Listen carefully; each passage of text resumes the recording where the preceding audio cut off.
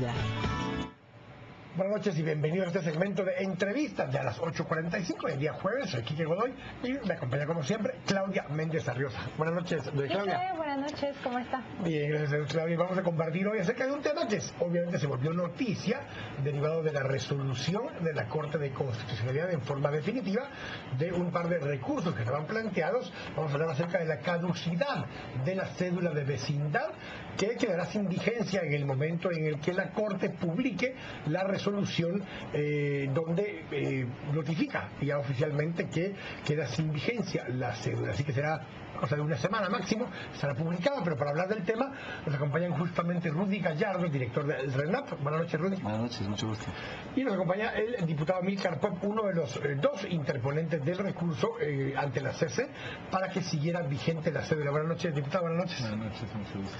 Gracias. Vamos a conversar un poquito acerca de esto y tal vez le hago la pregunta en primera instancia al director del RENAP, a Rudy Gallardo. ¿Está preparado el RENAP en este momento para lo que en principio será una siguiente andanada de personas que tendrán que llegar por la presión de que ahora sí deja de tener vigencia la cédula? Yo creo que hemos estado preparándonos ya durante prácticamente un año, ¿verdad? El año pasado hicimos una serie de esfuerzos, ustedes recordarán, ampliamos los horarios, creamos centros temporales de identificación, generamos criterios registrales para facilitar el registro de las personas, establecimos todo un andamiaje operativo, institucional, que pues al llegar al final de diciembre, nosotros habíamos alcanzado, el INE nos había dicho que eran 8.022.000 personas y para finales de diciembre nosotros andábamos cerca de los 7.900.000, de acuerdo a las solicitudes que teníamos. Con lo cual, pues prácticamente en un plazo de 6 meses el año pasado logramos cubrir casi 2,5 millones de documentos y en este caso los últimos 7 meses hemos continuado con el fortalecimiento de esos procedimientos y el establecimiento de, digámoslo así, criterios que han facilitado ese registro.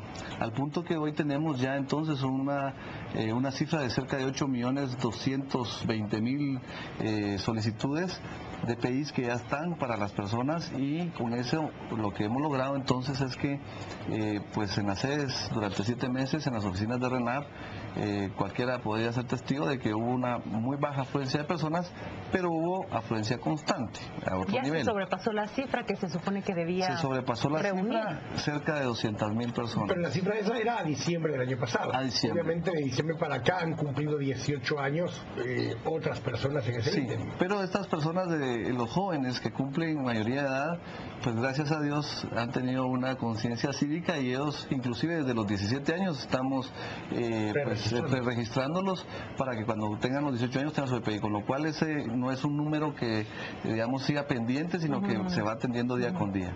Amílcar, quizás yo debo hacer la pregunta que se están planteando muchas personas que nos escuchan y nos ven y que no tienen aún no cuentan con el documento. ¿Qué sucede ahora? ¿Qué va a pasar? La Corte de Constitucionalidad es clara con los pasos que se deben de seguir. ¿Van a quedar en un limbo? ¿Qué pueden hacer las personas que aún no cuentan con ese documento de identificación en su billetera?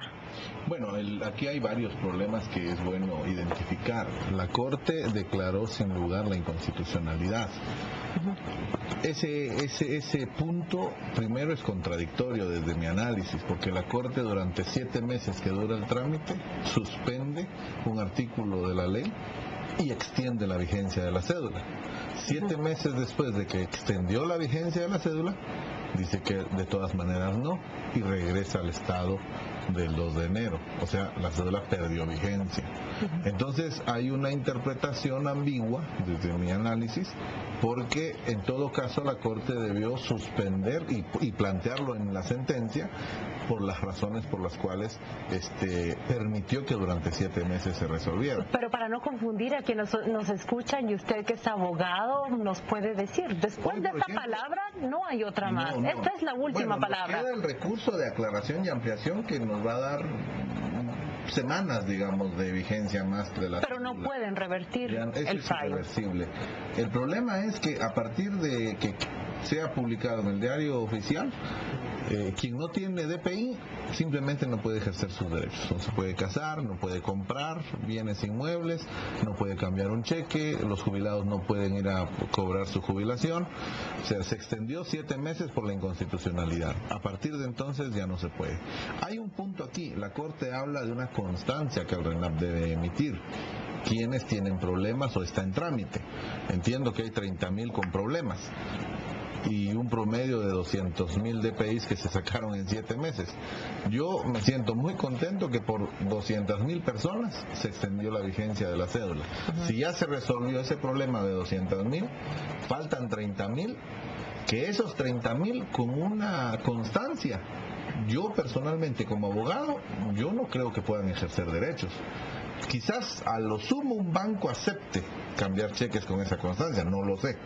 Pero jurídicamente hablando, yo no voy a celebrar un contrato de compra-venta de un bien inmueble con alguien que me lleve una constancia de que están tramitando su DPI, o celebrar un matrimonio, o peor aún, registrar el reconocimiento de un hijo o la inscripción de un hijo con una constancia, porque si el debate es su apellido o cómo se escribe el apellido, no va a ir a inscribir a un hijo con un apellido que no es porque está en trámite y regresar después a corregir con otro trámite de jurisdicción voluntaria. Realmente es un problema que la Corte no resolvió. Ahora, parte de lo que sucede es que tenemos tal vez 3 tipos de personas que van a tener problemas. Uno de estas 30.000 personas aproximadamente, que es porque o quemaron la municipalidad o los documentos en una municipalidad se extraviaron y no hay cómo comprobarlo, quienes incluso potencialmente están fuera de Guatemala, en Estados Unidos, y no tienen la posibilidad de redocumentarse allá porque no se ha logrado generar el mecanismo, o incluso personas que tienen algún problema de alteración en los registros y cosas por el estilo.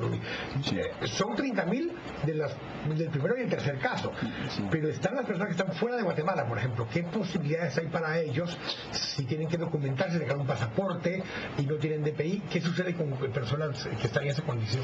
Bueno, el RENAP lo que está haciendo es trabajando, en coordinación con el Ministerio de Relaciones Exteriores, con la Dirección General de Migración, para poder acelerar esa documentación de los guatemaltecos en el extranjero, y hemos ya anunciado durante varios meses el trabajo que hemos ido a hacer allá, todo el estudio que hubo, un estudio técnico formal, la prueba piloto, la evaluación de la contratación de una empresa para los servicios, una serie de elementos que hemos ido preparando para llegar a este momento de poder iniciar ese servicio en Estados Unidos. Mientras no lleguemos y no lo logremos documentar, esas personas no tienen, ese documento guatemalteco que les identifique, y estamos viendo la posibilidad con migración, por ejemplo, para que en el tema del pasaporte, a nivel reglamentario, les permitan a ellos presentar, dice el reglamento hoy en día, cédula o DPI, que pudiera ser también certificado de nacimiento, por ejemplo. Y de alguna manera esto va a aminorar un poco la presión que hay, pero definitivamente la condición en la que se encuentran los guatemaltecos en el extranjero quedan vulnerados en ese sentido. Yo quisiera leer 2 interacciones que estamos recibiendo de las personas que nos están sintonizando en la pantalla. La primera dijo: de cualquier manera siempre me preguntan por mi número de cédula, no me preguntan por mi número de DPI. ¿Qué va a suceder en el corto o en el mediano plazo con esta situación? Y la segunda persona, vamos a ver si producción puede poner nuevamente ese anuncio. Alguien comentaba que vamos a esperar a que lancen nuevamente la pregunta. De momento respondamos eso. ¿Qué va a pasar? ¿Cuándo van a dejar de preguntar por el número de cédula? Bueno, el número de cédula se mantiene incluso en el DPI y sigue ese registro. Ahora bien, es una cuestión de costumbre y debe forzarse. Con el paso del tiempo, claro, se va a reafirmar. De hoy, no hoy, ¿verdad? Pero a partir de que la sentencia quede firme, la cédula ya no existe, pues. Entonces, acá está nuevamente el otro mensaje. Manu Rodríguez dicen: lo que quieren hacer con el DPI es obligarnos a actualizar constantemente nuestro documento de identidad, y por esa razón, esa es la razón por la cual quieren hacer a un lado la cédula de vecindad. Bueno, y regreso a una, pero complementar lo que decía Claudia, la cédula tenía que sacarse nueva cada 10 años. Sí. Era obligatorio, según la ley, Se hizo. sacar una ¿Quién lo cédula, hacía? pero era obligatorio.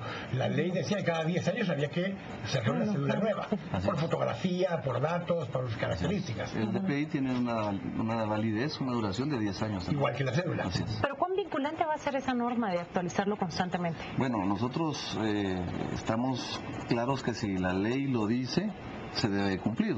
El problema no era que no estuviera establecido que la cédula no se tuviera que actualizar. El problema es que no se cumple con la ley, que es el problema de este país. Sí. Aquí nadie respeta las leyes y esa es una gran debilidad que tenemos como nación. Entonces, el DPI y la institución, mientras sea formal y sea una institución seria, el DPI que cumple 10 años y no ha sido llegado a renovar, el RENAP tiene la responsabilidad de darle baja. Y parte de los proyectos que tenemos dentro de la ¿Qué identificación significa darle de baja?